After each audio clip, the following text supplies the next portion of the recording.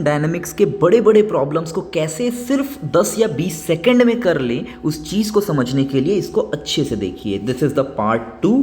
आइए इस चीज़ के लिए मैं आपको बता दूं कि सिर्फ इतनी थ्योरी आपको आनी चाहिए कि अगर किसी बॉल को आपने ऊपर फेंका है u वेलोसिटी से तो उसको टाइम लगेगा u/g और h की वैल्यू होगी u²/2g। That's it. अगर किसी चीज़ को आप u बराबर 0, दैट इज़ अगर आप कहीं से आप ड्रॉप करते हैं, वैसे ड्रॉप का मतलब u 0 नहीं होता, ड्रॉप का मतलब relative velocity with respect to point of object, with respect to the point is 0। ये होने वाला है कि जिस पॉइंट से आपने छोड़ा उसके रिस्पेक्ट में वेलोसिटी 0, अगर वहाँ से आपने छोड़ा तो इसका क्या होगा, वेलोसिटी हो जाएगा v, इसकी वैल्यू √2gh, टाइम की value 2h/g। a is equal to f/m। अगर 1 मिनट में आपको ये समझ में आ गया कि ये चीज़ें आपको आती है तो आइए मैं आपको शॉर्टकट्स बताता हूँ। ये पहला क्वेश्चन में भी हम समझने के पर्पज से थोड़ा लेंदी कर सकते हैं। मुझे बोला है find time to reach the ground. अब टाइम निकालने के लिए बहुत बेसिक है, आपको समझ में आ रहा होगा कि ऊपर जाने के लिए टाइम लगेगा t1 एंड वहाँ से नीचे आने में टाइम लगेगा t2। वैसे आपको वेराइटीज़ ऑफ मेथड्स बताए होंगे आपके क्लास में। आइए आपको सबसे छोटा मेथड बताता हूँ, सिंपल, आपको समझ में आना चाहिए। t must be equal to t1 plus t2। t1 is definitely u/g। अभी हम लोगों ने सीखा u से फेंका गया है तो जहाँ पर वो रुक गया यहाँ पर वो स्टॉप हो चुका है, तो ध्यान से देखिए यहाँ पर वो रुक गया, दैट इज t1, और यहाँ पर से अगर आप देखोगे तो अभी भी उसका u 0 ही है, तो t2 कितना आ जाएगा, t2 आ जाएगा √2/g, 2h/g होता है। लेकिन इस बार h की वैल्यू, h के लिए मुझे ये टोटल हाइट देखनी पड़ेगी, जो कि मैं 2 पार्ट में लिख सकता हूँ। First is this and second is this. Hopefully आपको क्लियर हुआ कि this is nothing but h plus u²/2g। Okay, तो ध्यान से देखिए 2 मिनट हो गए, हमने क्लियर कर लिया। 1 मिनट में इस क्वेश्चन को हमने समझ के क्लियर किया। अब आइए बचे हुए 1 मिनट में अब हम इससे थोड़ा सा टफ सवाल करते हैं। बलून प्रॉब्लम बहुत फेमस है। After some time, after time t0, a stone is released, find the time when the stone reaches the ground.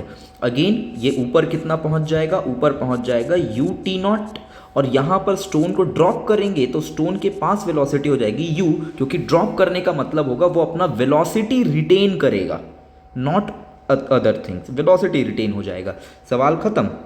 Time की वैल्यू क्या आ जाएगी, again t1 plus t2। t1 ऊपर जाने में लगा समय, t2 नीचे आने में लगा समय। t1 को मैं देखते ही लिख सकता हूँ u/g, t2 को लिखा जा सकता है √2/g, बट इस बार h की वैल्यू पिछले सवाल में दी थी, इस बार हमको लिखना पड़ेगा as ut0 plus u²/2g। And 3 minute में हमने इस प्रॉब्लम को खत्म कर लिया। अब आइए फिर से और थोड़े बड़े सवाल को, अब ध्यान से देखिए, फाइंड टाइम एंड रेंज। कैसे इसको मैं 1 मिनट में करूं, इस बार ध्यान से देखिए। अगर थोड़ा सा हम लंबा करते हैं फिर मैं आपको सॉल्यूशन बताऊंगा। इन रियलिटी एग्जाम में आपको ये u एंड थीटा करके देगा, तो आप कंपोनेंट करिए, ux और uy भी आप निकाल सकते हैं। होपफुली ये समझ में आया। बट जैसे ही आपने uy ux निकाला, एक लाइन में आप टाइम तो डेफिनेटली लिख सकते हैं, क्योंकि टाइम के लिए सिर्फ ऊपर जाना एंड नीचे आना मैटर करता है, जिसके लिए uy रिस्पॉन्सिबल है। तो time is uy/g plus √2/g of h plus u²/2g। Hopefully मैं आपको ये वाली लाइन समझा पाया। अगर ये टाइम है तो रेंज क्या होता है, रेंज होता है इसी देर में वो हॉरिजॉन्टली कितना चल गया। Range is nothing but ux multiplied with t। इस पूरे t को आप क्या कर सकते हो, ये जो भी t लिखा है यहाँ मल्टीप्लाई कर दीजिए, दैट्स इट, खत्म। नेक्स्ट और टफ प्रॉब्लम, लेकिन अब इसमें टफनेस के नाम पे मैंने क्या किया, यहाँ पर मैंने एक्सेलरेशन, ये इसे मैं मुझे लिखना चाहिए था, बट याद रखिए ये बिकॉज क्वेश्चन मैंने अभी डिज़ाइन किया तो मैं आपको बता दूं, this is the gravity free space. Question में ये वर्ड यूज करेगा, ग्रेविटी फ्री स्पेस। अगेन मुझे पूछा है find time to reach the ground. बस इस बार g के बदले जो एक्सेलरेशन आप लिखेंगे that is force by mass. मेरे ख्याल से आपको पता है कि चार्ज पर इलेक्ट्रिक फील्ड में क्यू फोर्स लगता है। टाइम की वैल्यू कितनी आएगी, t1 u/g, g की वैल्यू कितनी qe/m plus √2/g of h plus क्या लिखा जा सकता है, sorry u²/2g 2qe/m। That's it, खत्म। तो अब टफ सवाल एज अ चैलेंज आपके लिए ये रहा। अगर ये है तो आपको टाइम एंड रेंज बताना है।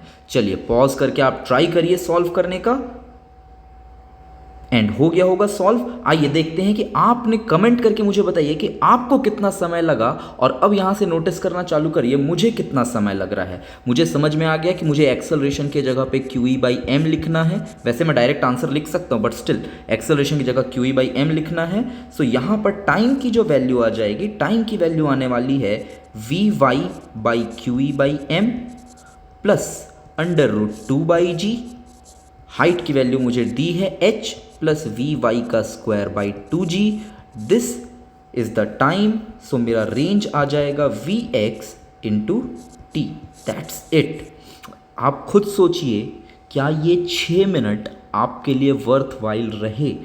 बिकॉज ऐसे सवाल बहुत सारे आते हैं और इन सभी सवालों को आप इजीली टैकल कर सकते हैं। मुझे कमेंट करके बताइए अगर आपको ये चीज़ अच्छा लगा, तो ज़रूर मैं इसी तरीके के कुछ शॉर्टकट्स और आपके सामने लाऊंगा जिससे मैं आपकी भी मदद कर पाऊँ बहुत अच्छे से।